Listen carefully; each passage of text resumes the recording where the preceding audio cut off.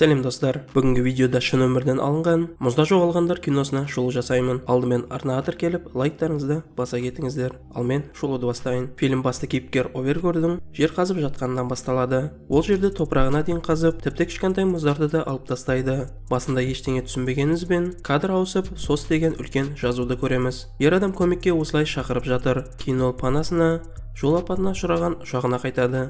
Овергор қолдан жасалған қармақтарына барып, біреуінің басын балық үзіп кетсе, біріне балық ілінгенін көрді. Ер адам оны тазалап, кішігірім қоймасына салып қояды. Кейінгі күнделікті жоспарда тамақтану. Овергор шикі балықты бөлшектерге бөліп жеп отыр. Онымен бірге дәмді тағам дайындауға ешқандай мүмкіндік жоқ. Тамақтанып алған соң ол жақын жердегі төбешікке шығып, радио маячокпен апат сигналын береді. Сосын күн бата Овергор панасына қайтып ұйықтайды. Ертеңде оны дәл осындай тірі қалу үшін күрес күтіп отыр. Ертесіне Овергор бір жерге барып, жиналған тастағы қарды тазалап жатты.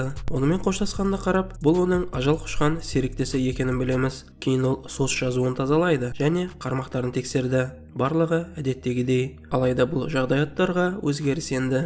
Ағайы Овергордың пластикалық қораптағы сақтап қойған балықтарын жеп кеткен екен. Бұл жерде билік күші кімде екенін біліп, Овергор панасына қашып кетіп күте тұруды шешеді. Ал келесі бір радио маячокпен сигнал беру сәтінде ер адам алыстағы ағаюды көреді. Ол да адамды көріп ешқайда кетпейтінін білген секілді жақындауға асықпайды. Бірінен соң бірі қайғылы, әрі бірдей күндер жалғасып жатыр. Бірақ бір күні сигналды жақын өтіп бара жатқан вертолет байқап қалды. Овергор оларға сигнал берді. Ұшақ оның алдына келіп, қатты желдің әсерінен қона алмайды. Тіпті бір кезде ұшақ бағытын өзгертіп, апатқа ұшырайды. Бірнеше секунд бойы көз алдындағы әлем күрт өзгеріп, сұрланып кетті. Бірақ Овергор есін тез жиып, көмекке асықты. Себебі жарылыс болған жоқ болатын. Екі ұшқыштың бірі апат кезінде о дүниелік болыпты, ал екіншісі жас әйел оңай құтылған екен. Овергор ұшақ салонына кіріп, әйелдің жағдайын білмек болады. Сөйтсе оның ішін кішкене сырып кеткен. Ер адам ұшақтағы аптечка арқылы жараны өңдейді. Және боранда олар осы салонда жатып өткізді. Сосын Овергор салоннан іске асыр заттар іздей бастайды. Ол карта мен бірнеше тез дайындалатын лапша тауып алды.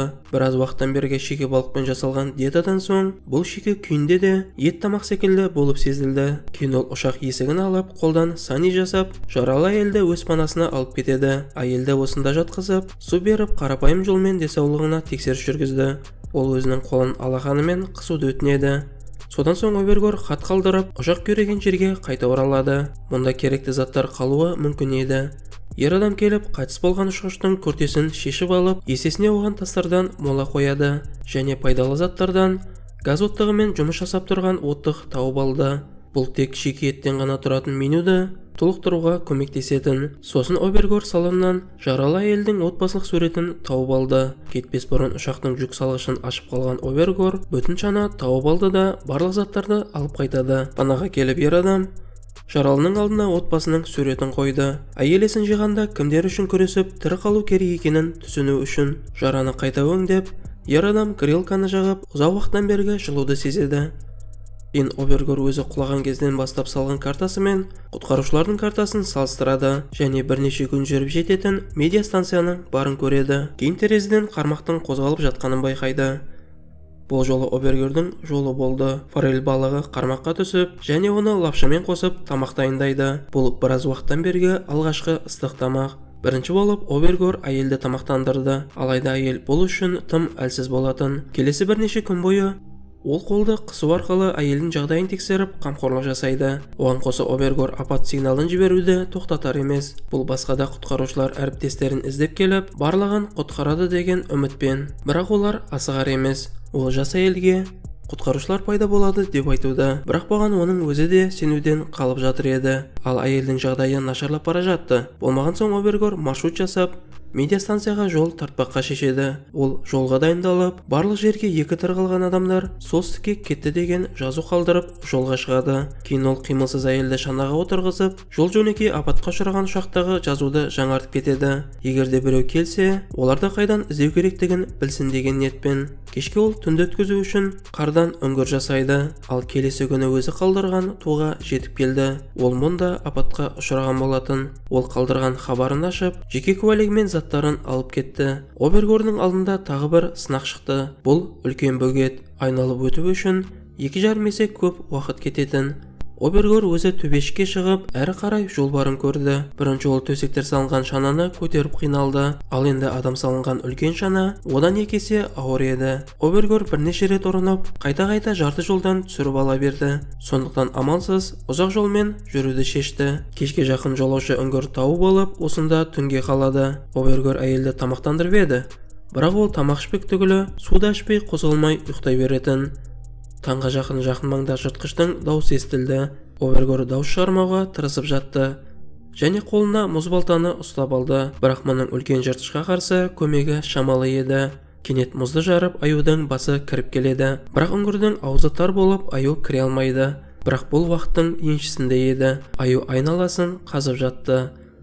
Обергор сигнал беруге қолданған оттығын жағып, айқайлап аюды қорқытады. Мұндай жынды тамақты көрмеген аю қашып кетеді. Кейін жол болмаған ұшқыштар боран арасынан жолын жалғастырды. Оған қоса алдарында подиум шығып, әбден әлсіреген Обергор дәл осында шананы қабырға етіп лагер құрады. Сосын оларды аздап қар басып қалды, бірақ олар шыға алатын. Ер адам жүре алғанша жүріп, жартас астында үзіліс жасайды.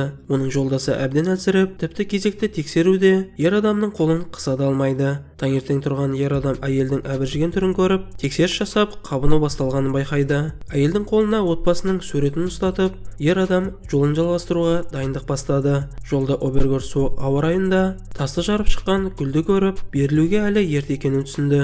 Алайда тағдыр ер адамға келесі сыйлық жіберді. Ол мұзды жарып, жер астындағы үңгірге түсіп кетеді. Ер адам есіне лезде келмейді, және бұл басты мәселе емес. Оның аяғы да қыстырылып қалған еді. Аяғын жарақаттап, бірақ еркіндік алады.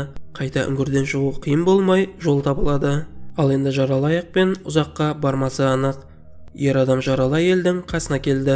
Мұнда оны есін жиған әйел көріп амандасып, қайта талып қалады. Бұл оқиға ер адамға оның қолында тек өзінің өмірі тұрмағанын есіне салып, алға қарай қозғалуға мүмкіндік береді. Ер адам қармен жарасын мұздатып, таңып тастап жолға шығады. Бірақ қуанатын түк жоқ еді. Оларда тамақ пен суда таусылды, және олар айналмалы жолдың жартысында басып өтпеген еді. Үміт үзіліп жатқан Обергор оңай қозғалу үшін шананы жеңілдетіп тастайды. Жолын жалғастырмақ бұрын, Обергор алдында төбешікке шығып қарайды. Мұнда олардың жолы болып, алыс емес жерге қонып жатқан вертолетті көреді. Бірақ келіп тұрған мүмкіндікке қол аяғын көріп жүгіру орнына, Обергор артына қайтып, әйел телген шананы көтеріп шығып, сигнал бере бастайды. Бірақ күндіз алыстан бұл байқалмайтын еді. Сондықтан Обергор күртешесін шешіп, оны жағып ту сияқты бұлғай бастайды. Бірақ оны байқамай, адамдар ұшаққа отырып қарама-қарсы бетке кетіп қалады. Обергор есін жиған әйелді құшақтап, олардың амалдары таусылғанын түсінді. Ол әйелдің қасына жатып, барлығы жақсы болатынын қайталаумен болды. Бірақ барған сайын барлығы тынышталып жатты. Обергор ештеңе естуден қалды. Тіпті олардың артынан келген вертолетті де. Достар, осымен шолудың соңы. Арнаға тіркеліп, лайктарыңызды баса кетіңіздер. Келесі кездескенше.